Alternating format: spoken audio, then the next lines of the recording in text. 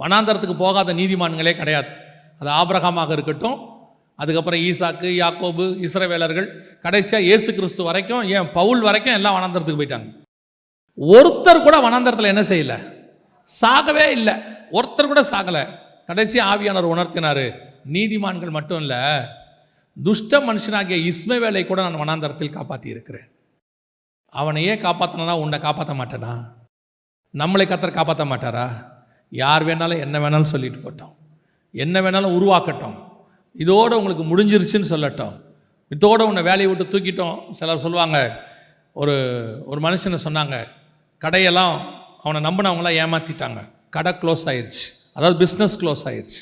அப்போது அந்த மனுஷனை பார்த்து அந்த க்ளோஸ் பண்ண ஒரு ஆள் சொன்னார், இதோட அவ்வளோதான் உன் கதை முடிஞ்சிச்சு அப்படின்னார்.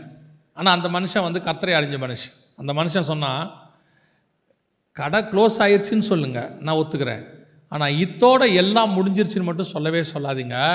கடை மட்டும்தான் க்ளோஸ் ஆகிருக்கு, கர்த்தர் என் பட்சத்தில் இருக்கிறார். என்ன காரியம்னு பார்த்தீங்கன்னா, அடுத்த 2 வருஷத்தில் அந்த கடையை க்ளோஸ் பண்ணுறதுக்கு காரணமாக இருந்த மூல ஆள் செத்து போனார். வியாதிப்பட்டு செத்து போனார். அவர் செத்த விதம் ரொம்ப கோரமாக இருந்துச்சு.